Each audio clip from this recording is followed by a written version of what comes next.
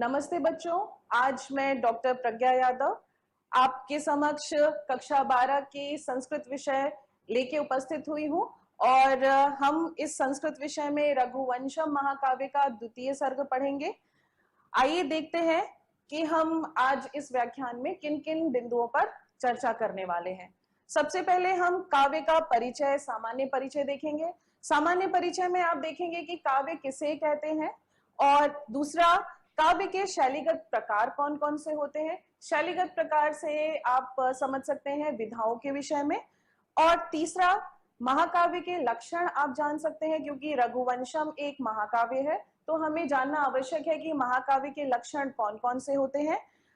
रघुवंशम एक महाकाव्य, रघुवंशम में महाकाव्य के कौन कौन से लक्षण घटित होते हैं ये भी हम आज के व्याख्यान में देखेंगे।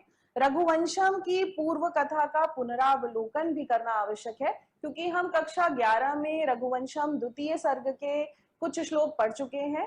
श्लोक 1 से श्लोक 40 तक हमने 11वीं कक्षा में पढ़ा, तो उनका संक्षेप में पुनरावलोकन किया जाएगा।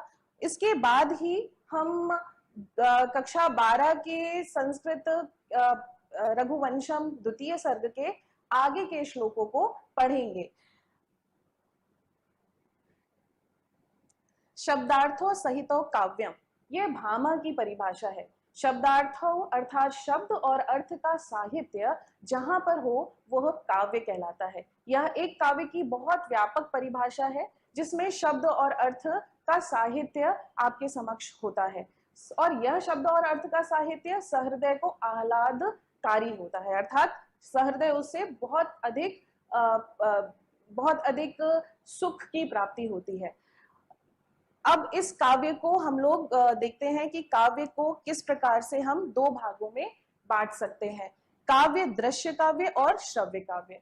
दृश्य काव्य, जैसा कि आपको नाम से ही पता लग रहा है, दृश्य काव्य का अर्थ है कि जो देखकर जिस काव्य का आनंद उठाया जाए वह दृश्य काव्य की श्रेणी में आता है। दृश्य काव्य में नाटक विधा आप महत्वपूर्ण रूप से जान रहे हैं, जो आप अभिज्ञान शाकुंतलम के रूप में पढ़ रहे हैं। और श्रव्य काव्य हम देख रहे हैं, जो सुनने के माध्यम से जिस काव्य का आनंद उठाया जाए वह श्रव्य काव्य होता है। श्रव्य काव्य को हम गद्य, पद्य और मिश्र काव्य की श्रेणी में हम लोग विभाजित कर सकते हैं। और इसी श्रव्य काव्य को एक बार हम और चार्ट के माध्यम से देखेंगे। यह श्रव्य काव्य गद्य, पद्य और मिश्र काव्य के नाम से 3 भागों में विभाजित है। गद्य में आपने देखा कि कथा आख्यायिका से यह विभाजित होता है। इसके 2 प्रकार हैं। कथा आप लोग कक्षा 12, कक्षा 11 में कादंबरी कथा के माध्यम से पढ़ रहे हैं। आख्यायिका जो होती है वो कथा से कुछ अलग होती है, कथानक उसका ऐतिहासिक होता है। पद्य विधा आप देख रहे हैं, जिसमें प्रबंध काव्य और मुक्तक काव्य के आधार पर इसको 2 भागों में विभक्त किया गया है। प्रबंध काव्य जहां पे लगातार संबद्ध वर्णन होता है वो प्रबंध काव्य के अंतर्गत आता है, ये पद्यात्मक श्रेणी का काव्य है। और मुक्तक काव्य में जहां पे जो श्लोक हैं वो एक दूसरे से संबद्ध नहीं होते, अर्थात उनका कथानक अलग हो सकता है, यह मुक्तक काव्य की श्रेणी में आता है। प्रबंध काव्य में आप देखेंगे कि महाकाव्य और खंड काव्य 2 प्रकार होते हैं। महाकाव्य में ऐतिहासिक महाकाव्य और लौकिक महाकाव्य, ये 2 प्रकार आप देख रहे हैं। और आप ये भी देख रहे हैं कि रघुवंशम किस महाकाव्य की श्रेणी में आता है। आपको मैं बता दूं कि ऐतिहासिक महाकाव्य में रामायण और महाभारत को रखा जाता है, और लौकिक महाकाव्य में जो हम पढ़ेंगे रघुवंशम, वह लौकिक महाकाव्य में आता है। मिश्र काव्य आप देख सकते हैं, मिश्र जैसा नाम से समझ में आ रहा है, उसमें गद्य और पद्य ये दोनों ही शैली की रचनाएं होती हैं, और ये चंपू काव्य के नाम से जाना जाता है। नेक्स्ट स्लाइड में हम देखते हैं कि महाकाव्य के लक्षण क्या होते हैं। महाकाव्य के लक्षण पढ़ाना आवश्यक इसीलिए है क्योंकि रघुवंशम एक महाकाव्य है। देखिए, कथानक महाकाव्य का ऐतिहासिक होता है और किसी सज्जन व्यक्ति से संबंधित होता है। दूसरा, नायक इसके देवता होते हैं, या देव कुलीन क्षत्रिय अथवा कोई एक वंशज कुलीन व्यक्ति से संबद्ध एक नायक उसका नायक होता है। और महाकाव्य का नामकरण जो होता है वो उसके कवि, कथानक, नायक अथवा प्रतिनायक के नाम पर होता है। प्रतिनायक से आप समझ लीजिए जिस प्रकार से आप किसी नाटक जैसे कि मुद्रा राक्षस में अथवा वेड़ी संघार नाटक में आप देख रहे हैं कि भीम नायक है तो प्रतिनायक दुर्योधन है। तो प्रतिनायक के आधार पर भी नामकरण महाकाव्य का होता है। प्रारंभ में मंगलाचरण होता है, 8 से अधिक सर्गों में विभक्त होता है। ये विभक्त जो होता है वो सर्गों में होता है, जैसे नाटक अंकों में विभक्त होता है, यह सर्गों में विभक्त होता है। और महाकाव्य 8 से अधिक सर्गों में विभक्त होता है। सर्गों के नाम भी होते हैं जो उसमें वर्णित आख्यान के आधार पर किए जाते हैं। प्रत्येक स्वर में कोई एक छंद होता है और समाप्ति पर छंद में परिवर्तन हो जाता है। सर्ग के अंत में भावी कथा अर्थात अग्रिम सर्ग की कथा का संकेत दिया जाता है। श्रृंगार रस, वीर रस और शांत रस में से कोई एक रस इसका प्रधान रस होता है। अब इसके उदाहरण भी आप देख लीजिए कि श्रृंगार रस में नैषधीय चरितम एक महाकाव्य है। वीर रस जिसमें प्रधान है वो हमारा पाठ्यक्रम में है रघुवंशम महाकाव्य। शांत रस का महाकाव्य महाभारत है। और इस प्रकार से ये तीन जो रस है, ये तीन रस प्रधान होते हैं महाकाव्य में। एक रस प्रधान रस होते हैं और अन्य रस इसके सहायक होते हैं। चतुर्वर्ग अर्थात धर्म, अर्थ, काम, मोक्ष, ये जो जीवन के सोपान बताए गए हैं, चतुर्वर्ग बताए गए हैं, इन चारों का वर्णन महाकाव्य में होता है। अब आइए हम नेक्स्ट स्लाइड में देखते हैं कि रघुवंशम एक महाकाव्य किस प्रकार से है। रघुवंशम में महाकाव्य के कौन कौन से लक्षण घटित होते हैं। सर्वप्रथम जैसा कि रघुवंश के नाम से आप समझ पा रहे हैं कि ये राम के वंश का वर्णन है इसमें, तो महाकाव्य का लक्षण भी था कि किसी कुलीन वंश के संबद्ध व्यक्ति का वर्णन होना चाहिए। तो यहाँ पे राम के वंश का वर्णन है, जहां आपने देखा कि राजा दिलीप से लेकर अग्निवर्ण पर्यंत 31 राजाओं का वर्णन किया गया है। यह 19 सर्ग में विभक्त है। प्रधान रस इसका वीर रस है। अन्य अंगी रस में आप देखेंगे कि करुण रस, श्रृंगार रस, शांत रस, अद्भुत, बीभत्स, ये सारे जो अंगी रस हैं ये प्रधान रस को के परिपाक में उसकी सहायता करते हैं। 21 प्रकार के छंदों का प्रयोग किया गया है। कथानक इसका ऐतिहासिक है। चतुर्वर्ग का वर्णन किया है। आपके जो पाठ्यक्रम में द्वितीय सर्ग नंदिनी वर प्रदान है, उसमें राजा की गो सेवा का धर्म जो है, प्रजा के प्रति उनका जो राजधर्म है, इन सब धर्म, अर्थ, काम, मोक्ष, इन चारों वर्गों के में से धर्म का एक वर्णन आप सामने देख पा रहे हैं। उसके बाद में मंगलाचरण से यह प्रारंभ होता है। संस्कृत साहित्य परंपरा में मंगलाचरण की अनिवार्यता आप सबको पता ही है। मंगलाचरण इसलिए किया जाता है कि ग्रंथ की निर्विघ्न समाप्ति हो। तो चलिए रघुवंशम महाकाव्य का अध्ययन करने से पहले हम एक बार पुनः इसका मंगलाचरण करते हैं। वागर्थाविव संप्रक्तौ वागर्थ प्रतिपत्तये जगतः पितरौ वंदे पार्वती परमेश्वरौ। इसमें हमने पार्वती और परमेश्वर की स्तुति की है और कालिदास के द्वारा यह स्तुति की गई है महाकाव्य की निर्विघ्न समाप्ति के लिए। चलिए हम नेक्स्ट स्लाइड में, तो आइए बच्चों हम देखते हैं कि रघुवंशम द्वितीय सर्ग नंदिनी वर प्रदान में हम 11वीं कक्षा में कथा कितनी पढ़ चुके हैं। हम लोग 11वीं कक्षा में हमने पढ़ा कि राजा दिलीप और रानी सुदक्षिणा संतान प्राप्ति की कामना को लेकर गुरु वशिष्ठ के आश्रम जाते हैं। गुरु वशिष्ठ उन्हें संतान प्राप्ति का उपाय नंदिनी गाय की सेवा बताते हैं। नंदिनी गाय की सेवा क्यों बताया उन्होंने? क्योंकि नंदिनी गाय को कामधेनु की पुत्री माना जाता है और कामधेनु गाय की विशेषता है कि वो हर कामनाओं की पूर्ति करती हैं। इस प्रकार से जिस प्रकार माता का गुण कामनाओं की पूर्ति करना है, वह गुण नंदिनी में भी आया। अतः नंदिनी गाय की सेवा का उपाय गुरु वशिष्ठ बताते हैं। गाय की सेवा के लिए ही दोनों पति पत्नी आश्रम में ही रुक जाते हैं। आश्रम में रुकने के बाद में दोनों गो सेवा में संलग्न हो जाते हैं। 21 दिन तक निरंतर नंदिनी गाय की सेवा करते हुए बीतते हैं। आपने इस सेवा धर्म को निभाते हुए राजा दिलीप को देखा। आपने ये भी पढ़ा कि किस प्रकार राजा दिलीप नंदिनी गाय के पीछे पीछे छाया की भांति चल रहे हैं और किस प्रकार नंदिनी गाय की सेवा वो कर रहे हैं। जब नंदिनी गाय को भूख लगती है तो वह कोमल तृणों को उनको देकर भूख उनकी मिटाते हैं। जब उनको प्यास लगती है तो शीतल जल से उनकी प्यास मिटाते हैं। जब वो बैठती हैं तभी बैठते हैं, जब वो चल देती है तो वो तुरंत ही चलकर उनके पीछे पीछे चले जाते हैं। इस प्रकार उन्होंने बड़ी निष्ठा और बड़े परिश्रम से नंदिनी गाय की सेवा की है। तो नंदिनी गाय 21 दिन बाद 22वें दिन राजा दिलीप की परीक्षा लेने का विचार करती हैं। इस परीक्षा में वह 22वें दिन एक गुफा में चली जाती हैं जहां पर सिंह उनके ऊपर आक्रमण कर देता है और यह सिंह मायावी सिंह है। मायावी सिंह कुंभोदर है। जब राजा दिलीप सिंह को आक्रमण करता हुआ देखते हैं तो राजा दिलीप शस्त्र तानकर खड़े हो जाते हैं, लेकिन उनके शस्त्र चल नहीं पाते।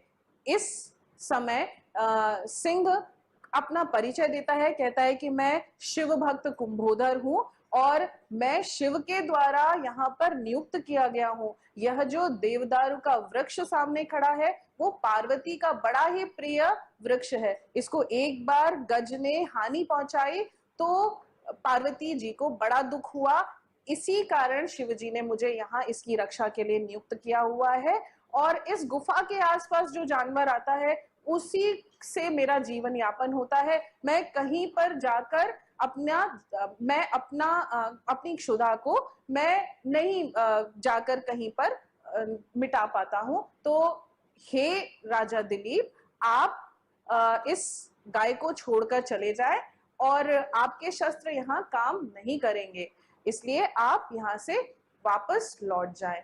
मायावी शिव भक्त सिंह कुंभोदर द्वारा नंदिनी गाय पर इस प्रकार प्राणाघात होता है और इस प्रकार राजा दिलीप और सिंह में वार्तालाप हो रही है और इसी में सिंह इसी वार्तालाप में राजा दिलीप को यह चेतावनी देता है। आगे की स्लाइड में हम देखेंगे कि किस प्रकार से उन्होंने चेतावनी दी। द्वितीय सर्ग में 40वां श्लोक जो था वो हम लोग एक बार फिर से देख लेते हैं, क्योंकि 41वां श्लोक जो हम लोग कक्षा 12 में पढ़ने जा रहे हैं, जो प्रथम श्लोक माना जाए हमारे पाठ्यक्रम का, वो 40 के बाद 41वां श्लोक है। तो 40वें श्लोक को हम लोग एक बार देखते हैं, जिसमें सार देख लेते हैं उसका, जिसमें मायावी सिंह जो है वो राजा दिलीप को चेतावनी देता है कि आप वापस लौट जाएं, क्योंकि जो वस्तु शस्त्र के द्वारा रक्षित नहीं हो सकती उसको यदि क्षत्रिय रक्षा नहीं भी कर पाए तो उसका कोई अपयश नहीं होता। इसलिए हे राजा दिलीप, तुम गुरु के पास वापस लौट जाओ और इस नंदिनी गाय को मेरे लिए ही छोड़ दो। अब हम लोग कक्षा 12 का 41वां श्लोक देखेंगे। कक्षा 12 में जो पहला श्लोक है द्वितीय सर्ग में अग्रिम कथानक का, तो हम देखते हैं। ये 41वां श्लोक उपजाति छंद में है, जिसका वाचन हमको करना अत्यावश्यक है। वाचन करने, लयबद्ध वाचन से उच्चारण तो अच्छा होता ही है, रुचि भी आती है। चलिए हम इसका वाचन करें। इति प्रगल्भं पुरुषाधिराजो मृगाधिराजस्य वचो निशम्य प्रत्याहतास्त्रो गिरिश प्रभावा दात्मन्यवज्याम शिथिली चकार। आइए हम इस श्लोक के संदर्भ और प्रसंग को भी देख लें। आपको संदर्भ में आप महाकवि कालिदास का नाम लिखना है, आपको रघुवंश महाकाव्य का नाम लिखना है और द्वितीय सर्ग का नाम नंदिनी वर प्रदानः है, ये आपको यहाँ पर लिखना है। प्रसंग में आप बता सकते हैं जैसा कि सिंह के वचन को सुनकर, सिंह की चेतावनी को सुनकर दिलीप में होने वाली जो प्रतिक्रिया है उसका ही वर्णन इस श्लोक में किया गया है। आइए हम इसके बाद में अन्वय और कठिन शब्दों को देखेंगे। अन्वय में जो क्रमबद्धता छंद के नियमों के कारण श्लोक में नहीं होती है, वह गद्यात्मक शैली में अन्वय लिखा जाता है। कारक, कारकों का सही क्रम और उसके बाद में क्रिया अंतिम पद में हो जाती है, जिससे कि अर्थ स्पष्ट करना आसान हो जाता है। एक बार अन्वय हम देखेंगे। पुरुषाधिराजः इति प्रगल्भम मृगाधिराजस्य वचः निशम्य गिरीश प्रभावात् प्रत्याहतास्त्रः आत्मनि अवज्ञाम शिथिली चकार। इसमें कठिन शब्द आप देखेंगे कि प्रगल्भम का अर्थ होता है धृष्टतापूर्ण, ढीठतापूर्ण। निशम्य का अर्थ, निशम्य अर्थात सुन करके। प्रत्याहतास्त्रः, पुरुषाधिराजः का विशेषण हो सकता है ये। पुरुषाधिराजः दिलीप, प्रत्याहतास्त्रः प्रतियाहत अस्त्रः, जिसके अस्त्र रुक गए हैं, अवरुद्ध हो गए हैं, ऐसा वह दिलीप राजा। आत्मन्यवज्ञाम, आत्मनि अवज्ञाम, अपने अपमान को। शिथिली चकार, सहन कर लिया या शिथिल कर दिया। अन्वय के बाद में हम लोग इसका हिंदी व्याख्या अवश्य करेंगे। हिंदी व्याख्या के लिए नेक्स्ट स्लाइड में हम देखते हैं कि श्लोक आपके समक्ष है, आपको कठिन शब्दों का ज्ञान भी हो गया है और इसी प्रसंग में हम सभी पदों को उनके भाव के साथ में व्याख्या के लिए प्रयोग कर सकते हैं। इति प्रगल्भम, प्रगल्भम धृष्टतापूर्ण। पुरुषाधिराजः, पुरुषों का अधिराज अर्थात नरों का स्वामी अर्थात राजा दिलीप। मृगाधिराजस्य, मृग अधिराजस्य, मृगाणाम अधिराजः, मृगों के अधिराज अर्थात मृगों के अधिराज कौन है? सिंह। सिंह के वचः निशम्य, वचनों को सुन करके। पुनः देखिए पहली लाइन में, पुरुषाधिराजः अर्थात पुरुषों का राजा, राजा दिलीप ने प्रगल्भम धृष्टतापूर्ण मृगाधिराजस्य, मृगों के अधिराज अर्थात सिंह के वचन को निशम्य सुन करके, प्रत्याहतास्त्रः गिरीश प्रभावात, गिरीश प्रभावात, गिरीश अर्थात शिव के प्रभाव से, प्रत्याहतास्त्र जिसके अस्त्र अवरुद्ध हो गए हैं, ऐसा वह राजा दिलीप आत्मनि अवज्ञाम शिथिली चकार, ऐसे राजा दिलीप ने अपनी अवज्ञा को, अपने अपमान को शिथिली चकार, सहन कर लिया।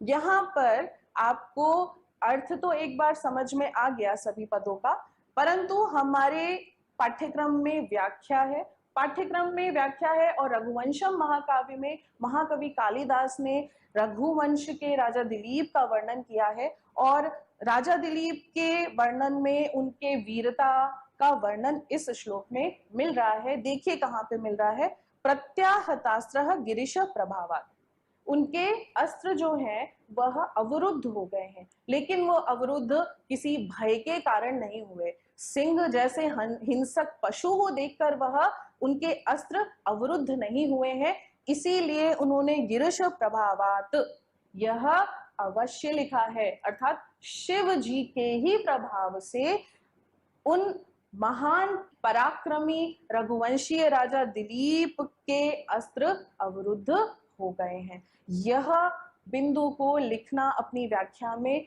बहुत आवश्यक है, तो अवश्य इसको लिखेंगे कि राजा दिलीप के अस्त्र किसी हिंसक पशु के भय से नहीं वरन शिव के प्रभाव से ही अवरुद्ध हुए और इस प्रकार शिव का प्रभाव जान करके उन्होंने अपने अपमान को सहन कर लिया। जो कि क्षत्रिय अपने अपमान को सहन नहीं करता है, लेकिन क्षत्रिय अपने पूज्य भगवान के प्रभाव को अवश्य ही सहन करेगा। अतः उन्होंने प्रगल्भतापूर्ण वचनों को, सिंह के प्रगल्भतापूर्ण वचनों को सहन कर लिया। नेक्स्ट स्लाइड में हम भाषा और शैलीगत विशेषताओं पर एक दृष्टि डालेंगे।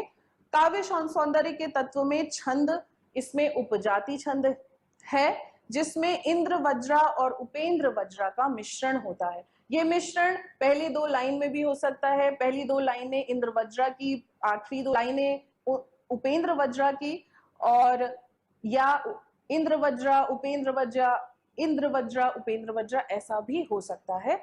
इसके बहुत अधिक मिश्रण के प्रकार हैं। तो उपजाति छंद इस श्लोक में है। रस इसका वीर रस है, स्थायी भाव उत्साह है। आपको पुनः याद दिलाऊंगी, प्रत्याहतास्त्र गिरीश प्रभावात, गिरीश के प्रभाव के कारण उनके अस्त्र रुके हैं, ना कि भय के कारण।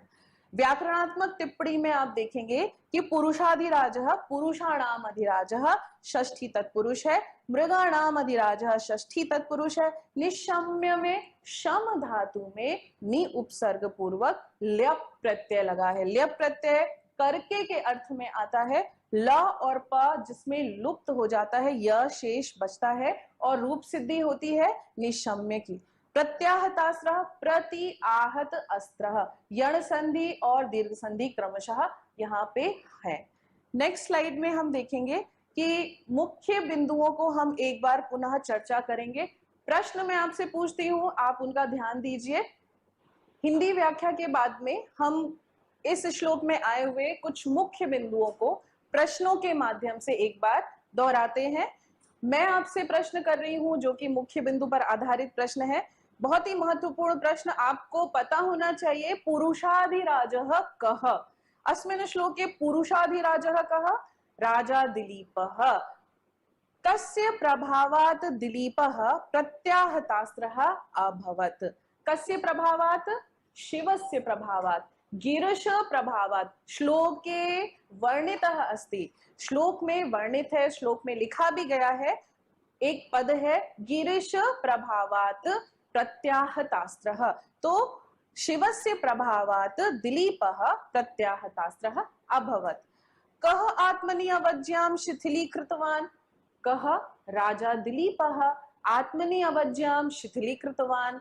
आपने देखा, राजा दिलीप ने शिव के प्रभाव होने के कारण अपने अपमान को सहन कर लिया। ये तीन बिंदु हैं। पुरुषाधिराज दिलीप ने अपने अपमान को सहन कर लिया।